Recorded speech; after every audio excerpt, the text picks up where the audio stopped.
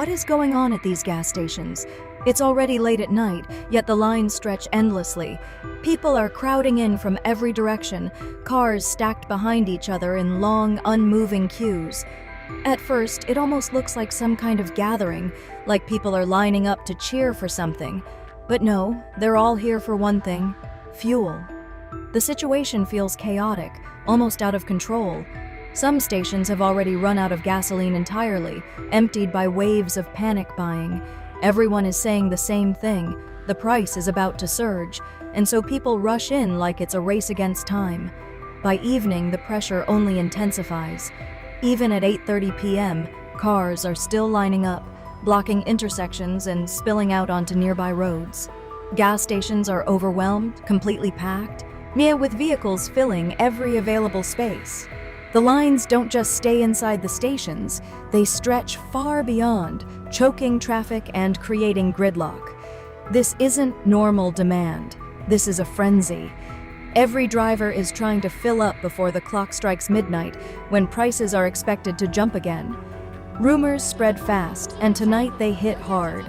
Word is that fuel prices will break into a new era, crossing the 9 yuan mark, even pushing toward 10 yuan per liter. Drivers scramble, urging each other to hurry, afraid they'll miss the last chance to fill up at the old price. Screenshots of price predictions circulate online, showing numbers climbing higher and higher. Some stations are already quoting prices like 10.09 yuan per liter. For many, that number feels unreal, almost impossible to accept. Across different cities, the same scenes repeat. Gas stations are packed, lines stretching for hours. Some drivers wait 2 hours or more just to fill a single tank. People haven't seen anything like this in years. It feels like a sleepless night for anyone still driving a gasoline car. The closer midnight gets, the longer the lines grow. Drivers push forward slowly, watching the clock tick down, hoping they can make it before the price adjustment hits. But behind the chaos, something deeper is happening. This isn't just about fuel, it's about pressure building across everyday life. Rising oil prices don't exist in isolation. Transportation costs increase, logistics become more expensive, and businesses feel the strain. When fuel goes up, everything else follows, yet incomes don't rise at the same pace. For ordinary people, this gap becomes unbearable. And the cost of commuting, supporting a family, or running a small business keeps climbing, while wages stay stagnant. On March 23, 2026, fuel prices in China saw one of the biggest increases of the year. Prices for 92-octane gasoline surged past 9 yuan per liter, while 95-octane broke through the 10 yuan barrier. Across the country, gas stations were flooded with cars. Drivers lined up overnight, desperate to fill their tanks before the increase. Lines extended from station entrances to surrounding roads, turning entire neighborhoods into traffic bottlenecks. Social media exploded with frustration as people complained about skyrocketing travel costs and the growing burden of daily life. Some voices online go even further, criticizing the system behind these price hikes, as they argue that fuel has become more than just energy. It has turned into a tool for extracting money from ordinary people. Meanwhile, China's broader economy faces its own struggles. Weak demand, industrial overcapacity, and prolonged price competition have created deflationary pressure. But if raw materials like oil remain expensive while growth slows, the economy risks slipping into something far worse: stagflation. And this is where the real fear begins. Because what people are witnessing tonight is not just a temporary spike, it's the start of a chain reaction.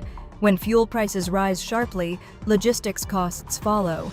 When logistics costs rise, businesses raise prices, but wages don't keep up.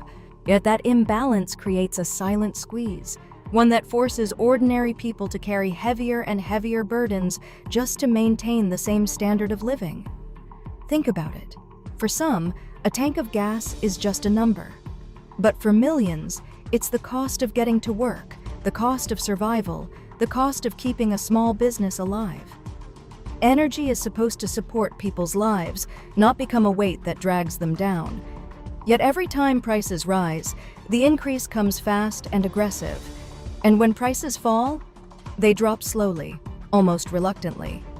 This pattern only deepens frustration and distrust. In just a few years, fuel prices have climbed dramatically, marking one of the steepest increases in decades. And it's not just fuel. Many aspects of daily life are becoming more expensive. From transportation to food, the ripple effects are everywhere. Officials often point to international markets as the cause, but many people question why domestic prices seem to rise faster and hit harder. Looking ahead, forecasts suggest that fuel prices may continue to climb, possibly stabilizing at even higher levels. Analysts warn that 2026 could become a turning point where rising costs across multiple sectors converge.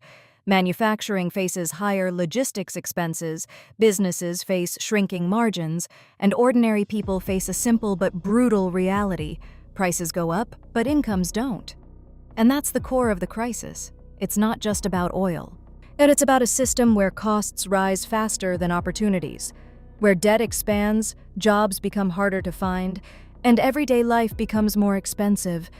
People are forced to push forward, carrying the pressure, even when the path ahead becomes increasingly uncertain. Because in the end, what's truly frightening isn't the price of fuel itself. It's what that price represents, the trigger of a vicious cycle that, once started, is incredibly hard to stop. But if you think tonight's chaos at gas stations is the peak, you're missing the bigger picture. What's unfolding is only the surface of a much deeper fracture. Across China, the signs of economic strain are no longer hidden. They are visible in empty storefronts, silent factories, and people who once had stable lives now slipping into uncertainty. The long lines for fuel are not just about saving a few yuan. They are a reflection of fear. Fear that tomorrow will be more expensive, more difficult, and less predictable than today. In many cities, small business owners are quietly shutting their doors. Restaurants that used to be full are now half empty. Shops that once thrived on foot traffic are struggling to survive. Behind every closed shutter is a story, someone who invested everything, borrowed heavily, and believed the economy would keep growing. But growth has slowed, and the pressure of rising costs is crushing them. Rent doesn't wait, loan payments don't pause, and when customers disappear, collapse becomes inevitable. At the same time, unemployment is creeping higher, especially among young people. And graduates who once dreamed of opportunity now face a harsh reality: fewer jobs, lower wages, and fierce competition for every position. Some accept work far below their qualifications, others simply give up searching. The idea of stable employment, once taken for granted, is becoming a luxury. And as incomes shrink, spending shrinks with it, creating a vicious cycle that feeds back into the economy. What's more alarming is what's happening at the margins of society. In major cities, more people are being pushed out of apartments they can no longer afford. Rents remain high, but incomes are falling. Some end up sleeping in their cars. Others gather in train stations, under bridges, or in dimly lit corners of urban streets. These are not isolated cases anymore. They are becoming part of a growing, uncomfortable reality, one that few want to talk about openly. For those still holding on, the pressure is relentless. Imagine waking up every day knowing that your expenses are rising, but your income is not. Your mortgage is still there. Your car loan still needs to be paid. Your family still depends on you. And now even the cost of fuel, something as basic as getting to work, keeps climbing. It's not just financial pressure, it's psychological. It wears people down, day after day, until exhaustion turns into quiet despair. And yet the system keeps moving forward as if nothing is wrong. Official narratives talk about stability, about recovery, about resilience. But on the ground, the reality feels very different. People are cutting back wherever they can. Less travel, less spending, fewer risks. Confidence is fading. And then without confidence, economic activity slows even further. It becomes a downward spiral that is incredibly hard to reverse. This is how a broader crisis begins to take shape, not with a single dramatic collapse, but with countless small breakdowns happening simultaneously. A business fails here, a worker loses a job there, a family falls behind on payments somewhere else. Each event may seem isolated, but together they form a pattern of decline that becomes harder to ignore over time. And in the middle of all this, fuel prices keep rising. It may seem like just one factor among many, but it plays a critical role. Energy is the foundation of modern life. When its cost increases, it pushes everything else upward. It amplifies every existing weakness in the system.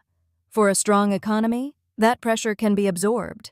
But for an economy already under strain, it can become the tipping point. So what you're seeing tonight, these endless lines, this panic, this urgency, is not just about saving money on a tank of gas. It's about something far deeper. It's about people sensing that the ground beneath them is shifting, that the stability they once relied on is no longer guaranteed, that the future, which once seemed predictable, is now uncertain. And when uncertainty spreads, behavior changes. People rush, they hoard, they react emotionally. Rational decisions give way to survival instincts. That's why gas stations become overcrowded. That's why lines stretch for hours. It's not just economics, it's human psychology under pressure. The real question is not whether prices will rise again. And the real question is how much more pressure ordinary people can tamel before something breaks. Because history has shown that when economic strain reaches a certain point, it doesn't just affect wallets, it reshapes society itself. And right now, step by step, that pressure is building.